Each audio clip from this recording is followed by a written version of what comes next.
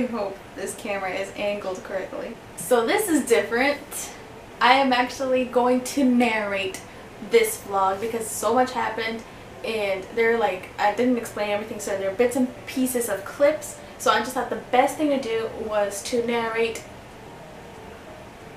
where I went, because if you didn't know, because I don't think I revealed it in the last vlog, I went to Peru. Yes, Peru, home of the Incas. First of all, the journey to get there was such a drag. Let me tell you why. Because we had to take 3 flights. So we went from DFW airport, we stopped in El Salvador for an hour, then we went from El Salvador to Colombia and had a 7 to 8 hour stop.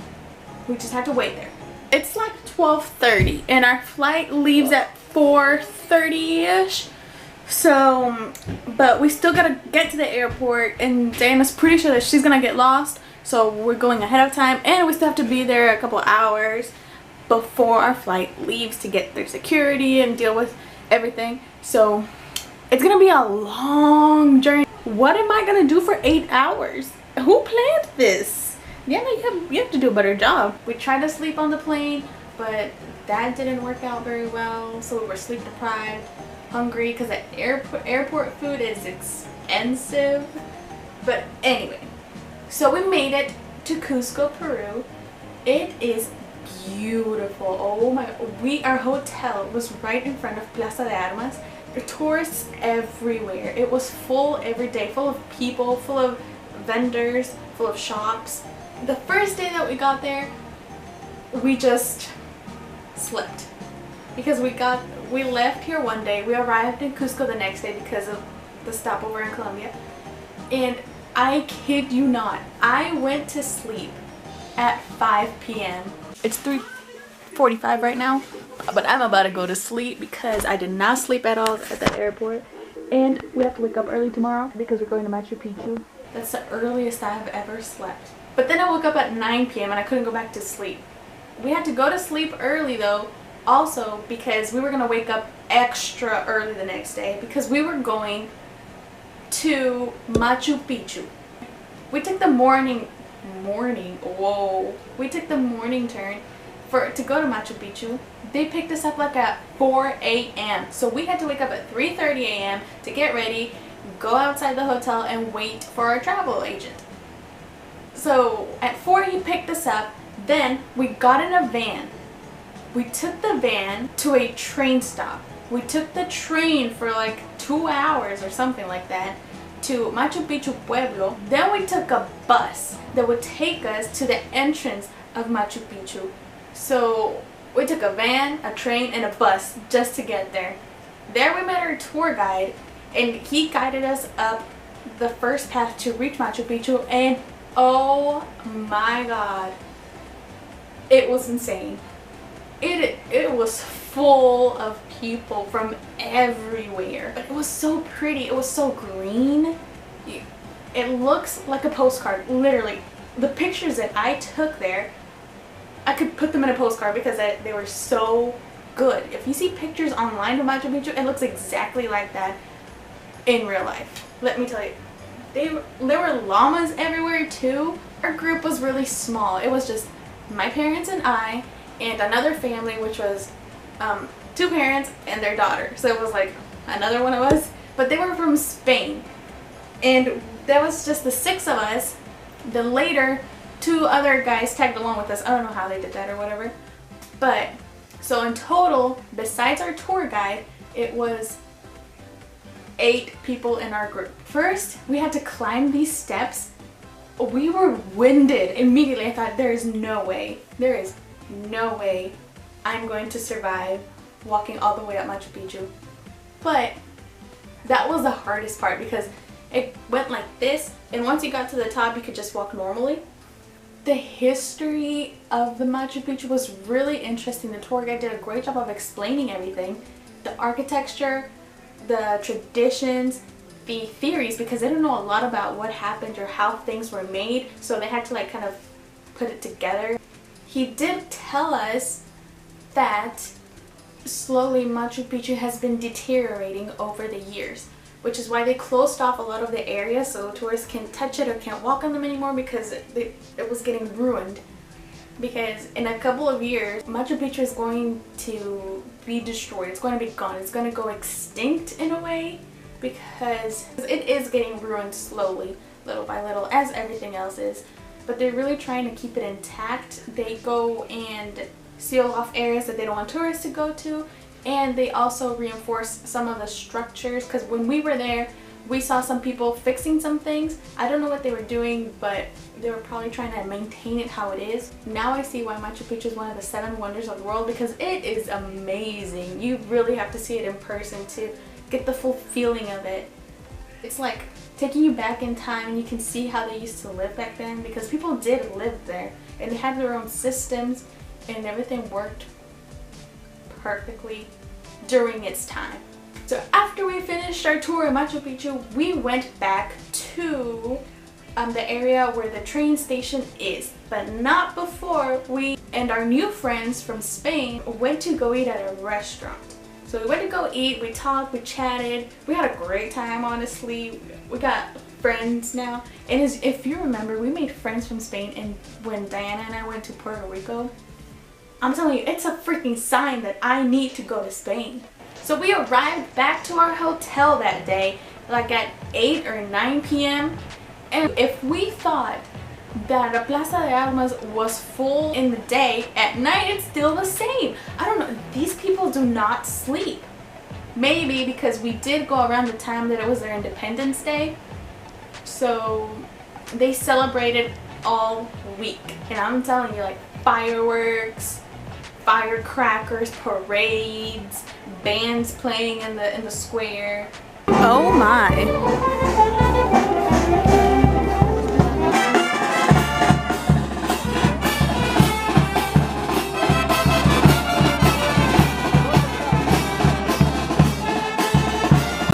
Oh my god, so many festivities going on. There's like another little parade over there.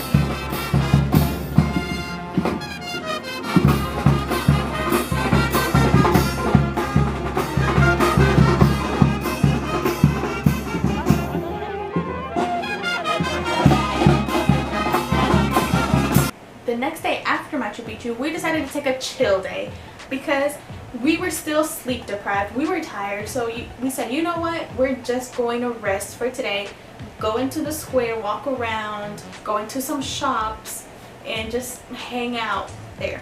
And that's what we did. But that night, we went to the front desk of our hotel to ask if there were any other tours that we could sign up for, because we had only booked Machu Picchu from here before we left to Peru. So we wanted to do something else. And that's when we booked a trip to 3 places. It was only half a day, which was good because we didn't want to spend the whole day again out. We woke up bright and early. We got picked up at 8, I think. Chinchero first. That was our first stop. Part of the tour was showing us how they make colors for their textiles and how they make their textiles. So we were taken to a local shop. We went all the way to the back, and there was like this opening, and it was so pretty because there were like strings or like little ornament looking things hanging from the ceilings, and there were llamas to the side, and in the middle there was a table full of different things with things inside of bowls and like cactus looking thing. I don't even know what it was, to be honest. And there were seats all around, like benches. This group was bigger. It was maybe like 10 to 15 people in our group. So we all sat around that table, and one of the girls that works there, she showed us and she told us how they make the colors for all their textiles. And it's really interesting because first they get like the wool from the llamas, and then they clean it with with the root of some sort of plant, and it comes out looking so white. My mind was blown. Like it started off as brown, but when she cleaned it, it was white, and I was like, I love this girl because she is hilarious. She was making all types of jokes with us while she was explaining. She had everybody laughing. Aquí la más importante de todas es la cochinilla. Las cochinillas son unos pequeños insectos, unos parásitos vivos que habitan en las pencas de las tunas, ¿ya? Es la viva. Ahora los voy a sacrificar. Now I am going to sacrifice. ¿Pueden ver? La primera tonalidad. This is the first color. Voy a utilizar el jugo de limón.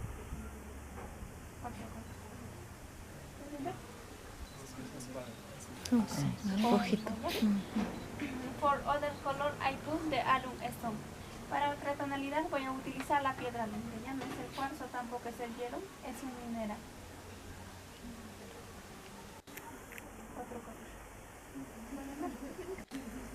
Para aquí en Chinchero las mujeres para fiestas carnavales o patronales utilizamos como un cosmético de la labial. En Chinchero, for the carnavality festivity we use a like a natural lipstick de esta forma. Este lápiz labial natural dura las 24 horas a prueba de besos. What is this? ¿Qué creen que es esto? No. Este es un hueso. This is a bone. Who is this bone? ¿De quién o de qué creen que es este hueso? Una llama. Llama alpaca.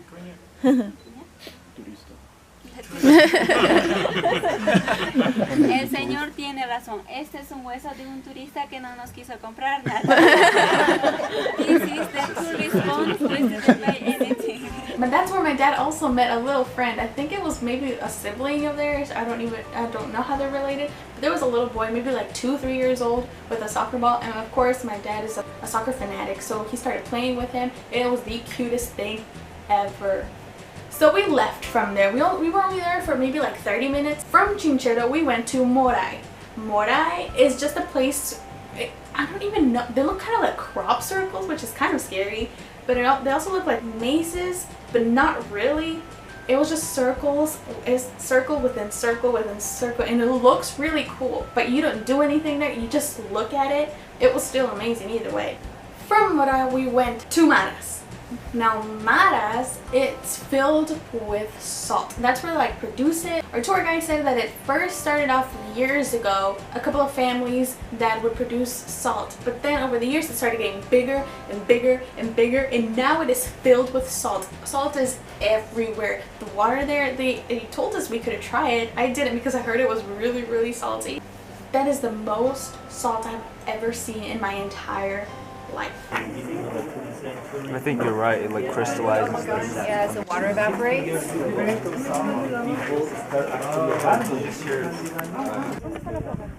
De acá, ¿cómo vamos? Igualito por la misma subida. Mira, hay una malla verde. Sí. Solo pasan estas casitas y se van para ese lado. Fíjense, no, ya no vayan hacia la derecha, sino se van hacia Sigamos. Sí. ¿Dónde sale la gente de ahí? Esa es la salida. Y hay unos servicios higiénicos ahí. Ya nos vemos. A ver.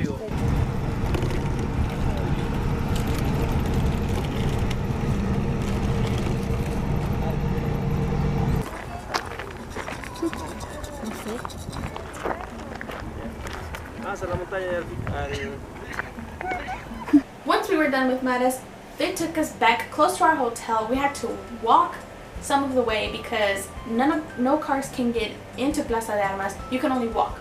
We took a break for like an hour or two after we got back to the hotel. Then we spent the whole afternoon and evening shopping for souvenirs. If you go anywhere, to a trip, anywhere in the world, take extra money because you're going to want to buy everything, every souvenir, and then you're going to want to take everybody everything. The next day, which was our last day, the first half, because we were leaving that afternoon, we spent in the plaza all day. And do the police not have anything to do there because they have like their own band and they play there for the people. They get the people to dance. There are locals that go and dance too. They pull the tourists in and the tourists are dancing. It's just a huge party. And that day, because it was Independence Day, our last day there, they had both the Cusco and the Peru flag. A police band played like almost every day. So I don't know if they don't have any crimes, I don't know if the police are required to play an instrument and be part of the band. I don't know.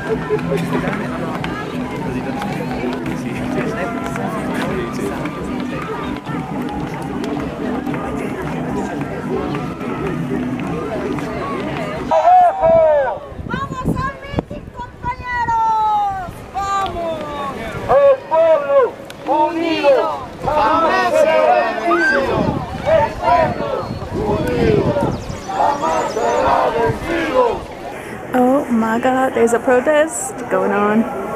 Diana, is that you? Hello? Diana, you there? She's probably there somewhere.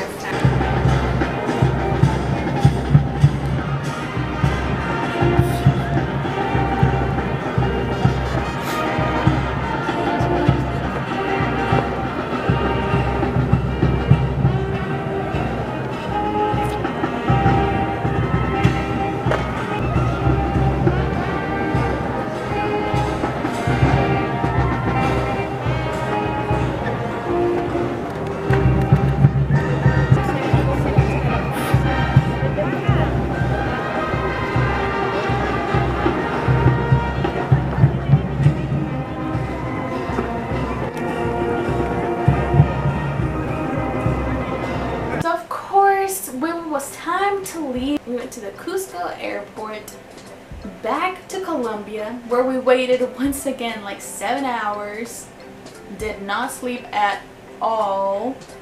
Then the next morning we took our flight from Colombia to El Salvador, stayed for like an hour there, and then finally made our way back to DFW airport, and that's where we found ourselves here. So all in all, our trip to Peru was very successful, very fun, very educational, and I would really recommend going. Also, if you want to go there, book your tours with Incredible Travel. That's the one that we used for Machu Picchu, and they were always there to help us. Our travel agent, Marko, he would text me every now and then to make sure to give us reminders of where we needed to be, what time, if we were doing okay. And on our last day, he even went to give us a present, a little souvenir, a parting gift, if you may. So let me show you what he gave us, because I was blown away. Because I was expecting like a little keychain or something, but no. This homeboy Marko busts out with this. He gave us a freaking llama. Before I end the video, let me show you the amazing pieces of art, the masterpieces that my mom and I bought. So this is the one that caught my eye first, and it's very simple. I'm probably hyping it up too much, but I love it. So here it is. Isn't this the cutest thing? It's a little Peruvian girl, and this is the one that the lady said came with it if I wanted it, and you bet I did. Look at it, it's the boy. We are going to frame these up and put them in our living room because they are going to pay off. We are going to show them off because these, instantly, we saw them and we were like, those, we gotta get those. We visited a new place, we met some new people, we saw new things. I had so much fun. Can't wait till next year.